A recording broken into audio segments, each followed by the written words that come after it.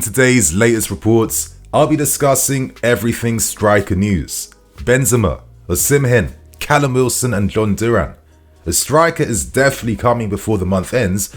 The question is, who will it be? So today, my friends, I'm here to dissect all the latest reports, but I want to add this very quickly. There's one thing that I don't like the mistake of making, and that is pretending that I know more than billionaire investors and actual football experts. I think sometimes it can be very easy to write lots of these stories off based on things like familiarities, but the reality is there's always a methodology and reasoning behind the madness, and in today's stories, I want to try and understand what that could potentially be. So my friends, I hope you guys enjoy the video.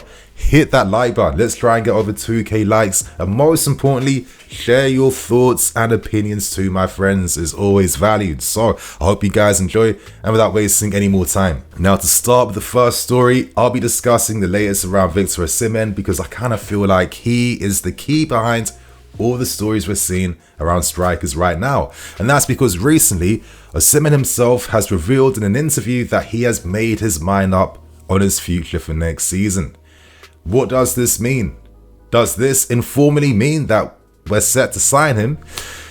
It's too early to tell, but currently there's so many things that fall in our favor that, in my opinion, if I'm just going to make my own personal assessment of the story, I kind of feel like he's our guy for next season.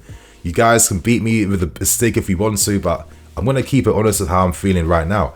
Regardless, outside of us, United are showing some interest. Arsenal have expressed some interest too, and of course Real Madrid are looking for a striker for next season. But the reality is, does Osimhen want to go to some of these clubs, and can most of them even afford him to begin with? Because he has a release clause that's around 130 million euros. He's earning around 10 million euros net per season right now. There's only a small handful of clubs that can afford a transfer of this magnitude and scale, and if you're going to be basing it off what Italian reports are saying right now, they're really feeling like he is very likely to be signing for us right now, and I think that's for good reason. I mean, come on, we have like the double jump offensive of John Mikel, Didier Drogba, that's enticing him to sign for us. We know that Osimhen is a lifelong Chelsea fan. We've seen the photos. We know that his footballing role model is Didier Drogba. He's really modeled his game off of him as well too. And of course, Osimhen loves the African legacy that we've created at this football club, where some of the best African players in recent times end up playing for us. And that's a legacy that he himself can continue forward into the future. And I think it makes sense because we've all known this. This isn't even like news anymore, but throughout the whole season, we've been holding continuous dialogues and talks to get him to sign. And in my opinion, based on all the reports coming out right now, it's starting to feel like, okay, the club understand that Osimhen wants to sign for us. But now it comes down to how we structure the deal, how we can afford to sign him to begin with. And we have to figure out how to structure a deal of this magnitude, because potentially he could be another record signing that we're hoping to make. So that's all I'm going to say about Osimhen right now, but I am going to do other videos doing the reaction analysis and of course talking about how he could work for us for next season. But my friends, let's now move on to discussing some of the more tangible stories coming out in this January window. And to start with things, let's quickly discuss what's happening with Jhon Duran. Now, this report first came from a Colombian journalist yesterday, and since then, this report has intensified even more. Now, guys like Matt Law, Nazar Kinsella, tons of UK outlets now are reporting the same story, and that's the fact that we are exploring the possibility of signing him on a loan deal. Now, I'm curious to see how this works, because Villa have already turned down loan interest from West Ham for Duran. But at the same time, Duran obviously knows that we are showing interest in him. He's mentioned his pleasure at being linked with a move to us, of course. And obviously, he's only like a second choice striker at Aston Villa. He's still raw, has lots of potential.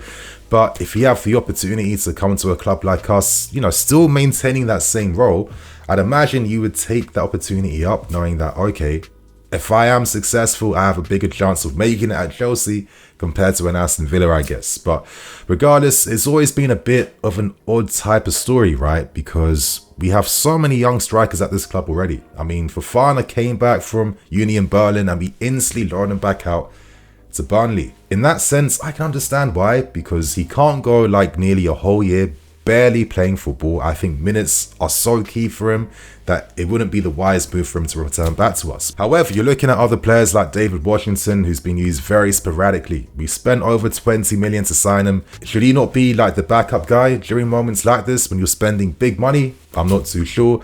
Of course, there's young talents like Jimmy J. Morgan, who's got a big reputation in this country, of course. And obviously new signing like John Richards, but it does feel like most of these guys have been signed for the long term in mind. Then you have to think to yourself, why are we more comfortable targeting Aston Villa's 20-year-old strikers in a similar situation to most of the guys that we already own, without giving players that we own the opportunity, of course, to become backup players or to be involved? I think, it's definitely another conversation for another video, but, at times, this is why I feel a bit indifferent and a bit worried about this long-term approach of targeting youth without really having the proper environment to get the best out of these talents. Duran scored like 4 goals and 35 appearances for Aston Villa, but most of his appearances are as a substitute, so he's still very raw in his game, and I've always thought he's like a shoot first, think later type of striker. But when you're seeing his shooting technique, I think that's one of the potential elite parts of his game, because it's kind of reminding me of like an Adriano, like the power, the pure striking technique. It's that can definitely be worked upon, tailored upon, and improved upon even more. And in my opinion, his game kind of reminds me a little bit of like a young Victor Osimhen, where maybe his profile is a bit different to other strikers that we have right now, in the sense that, he's quite strong aerially. He has a very good leap.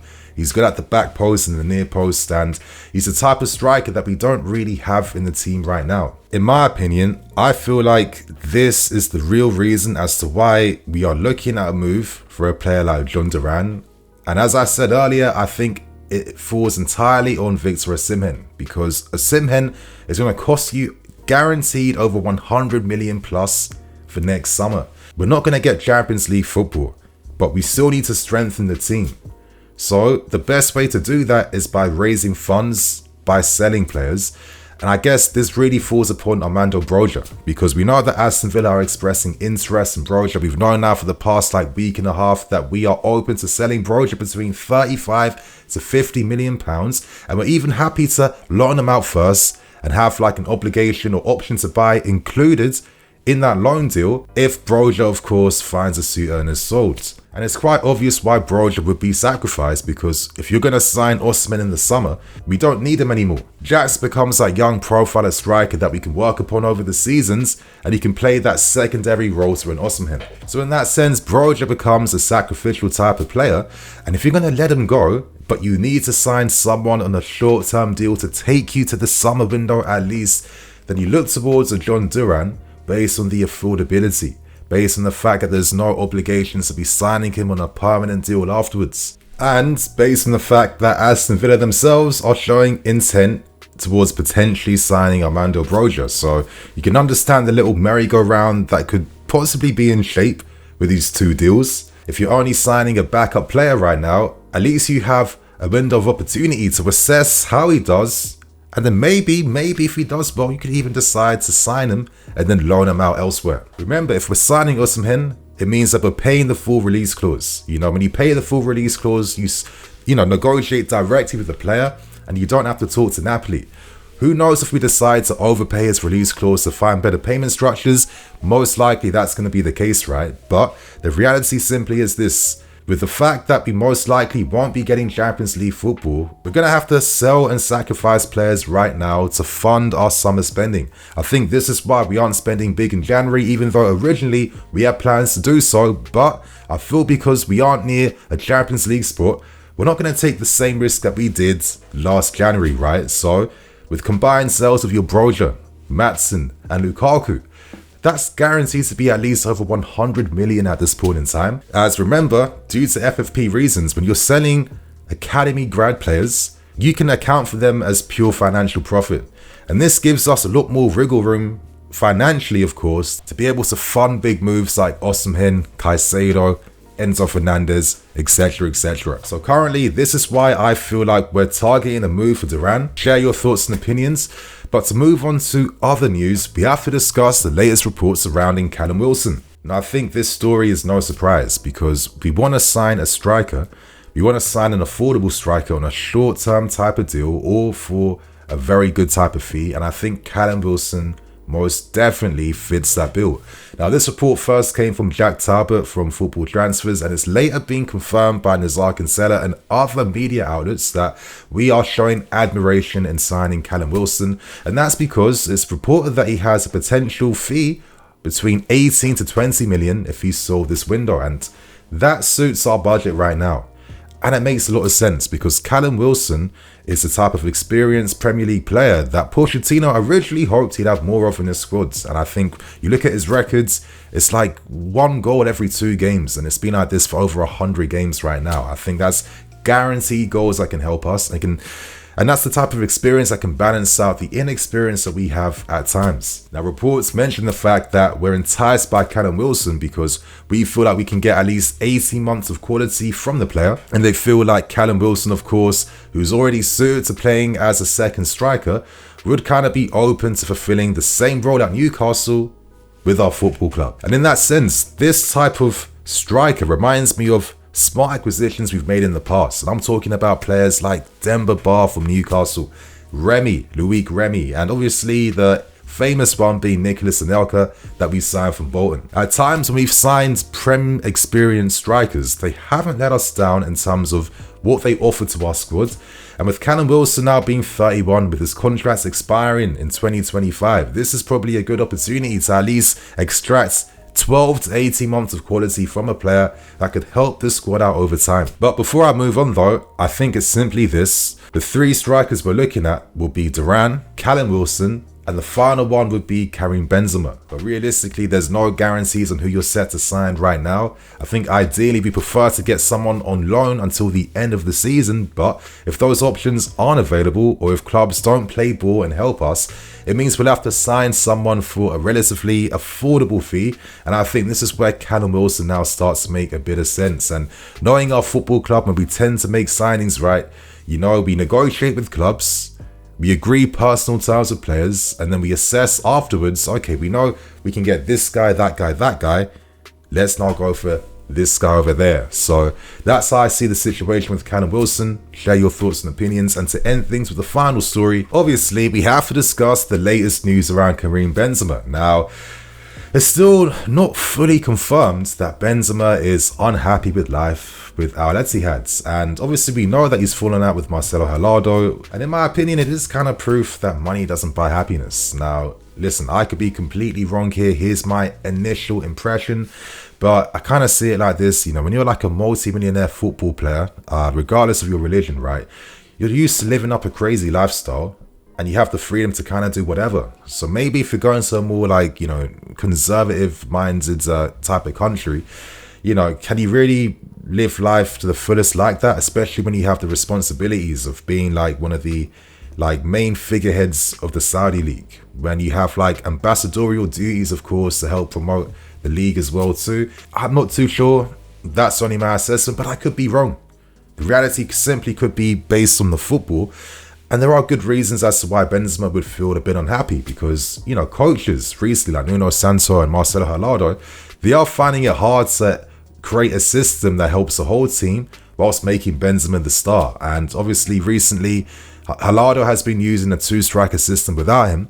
We know Benzema hasn't been in training for the past 17 days as well too. And reports are mentioning that he is unhappy and that Al Ittihad are open to a short-term loan move away.